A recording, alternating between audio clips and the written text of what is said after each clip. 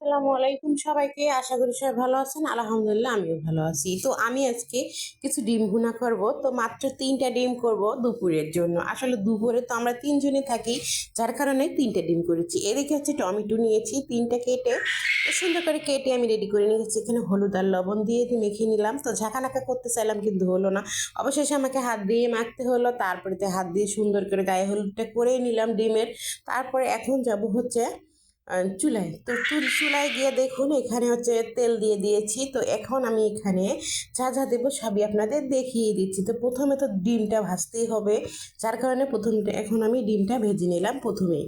তারপরে যখন ডিমটা ভাজা হয়ে গেল ঠিক তখনই কিন্তু আমি উঠিয়ে ফেলবো।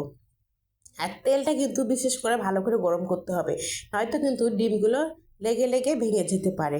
তারপরে এদিকে আমি মশলা রেডি করে নিচ্ছি, হলুদের গুঁড়ো, মরিচের গুঁড়ো, আদা রসুন বাটা আর লবণ। এখন এখানে একটু পানি দিয়ে আমি রেডি করবো। আর এদিকে ডিম তো আমার ভাজা হয়ে গেছে, এখন আমি তুলে নিচ্ছি।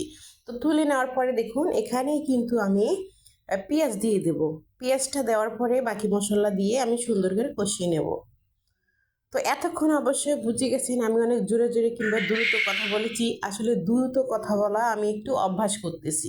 আস্তে আস্তে কথা বললে হয়তো অনেকে বুঝতে পারে না, আবার দ্রুত কথা বললেও কেউ বুঝতে পারবে না। যার জন্য এভাবে বলে আজকে আপনাদের কাছে আমি জানতে চাইবো যে আমার কথাটা বলা ঠিক হয় নাকি বেঠিক হয়। তো মাঝে মাঝে আবার আমার ঘরে পাখির শব্দ হচ্ছে, কারণ আমার ঘরে কোয়েল পাখি আছে আমার ছেলে মেয়ের। তো ওগুলাই মাঝে মাঝে এরকম শব্দ করে। তো এই শব্দটার জন্য কেউ কিছু মনে করবেন না। তো যার জন্যই আর কি বলা, এই যে কথার সঙ্গে সঙ্গে ও কথা বলতেছে। তো যাই হোক, এখন আমি টমেটোটার সঙ্গে দিয়ে ভেজে নিচ্ছি পেঁয়াজের সঙ্গে। তো সুন্দর করে যখন আমার ভাজা হয়ে যাবে ঠিক তখনই কিন্তু এখানে আমি সেই মিক্স করা মশলাটা ঢেলে দিচ্ছি। অল্প মশলা দেখে কেউ কিছু মনে করবেন না, কারণ হচ্ছে তরকারি অল্প, মশলাটা কম দিলেই ভালো। কারণ অল্প তরকারিতে বেশি মশলা দিলে মশলার ঝাঁঝে খেতে পারবে না। আর আমার ঘরে বাচ্চা মানুষ আছে, আমি শুধু বড়, আর আমার 2টা ছেলে মেয়ে ছোট।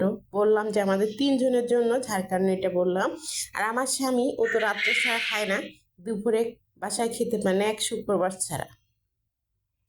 তারপরে এই তো আমাদের মশলা কষাকষি শেষ। এখন আমি একটু পানি দিয়ে দিচ্ছি। তো পানির পরিমাণটা আমি একটু কমই দিচ্ছি, কারণ আর পানি দেব না। এই পানিতে আমি একদম ঝোল ভুনা যেটাই আপনি করতে চান ওটাই করতে পারবেন। তো এই তো আমার মশলাটা কষা সব কিছু রেডি হয়ে গেছে। এখন একটু বলকের অপেক্ষা করব। বলকটা আসলেই একটু শুধু ধনেপাতা দিয়ে আমি এটা নামিয়ে ফেলবো।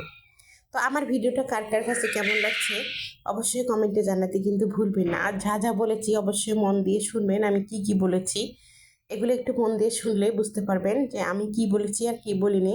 তো ভালোভাবে শোনার খুবই দরকার, কারণ হচ্ছে শব্দের কারণে হয়তো শুনতে বুঝতে কষ্ট হচ্ছে আপনাদের। একটু ভালো করে শুনবেন, অবশ্যই বুঝতে পারবেন। তাই তো রান্নাটা আমার কমপ্লিট হয়ে গেল। এখন বাড়িতে আমি বেড়ে দেখিয়ে দিচ্ছি, দেখুন অনেক সুন্দর লাগতেছে, খেতে আরও বেশি মজা হয়েছে। কারণ একটু গরম খেলে ভালো লাগে সবার।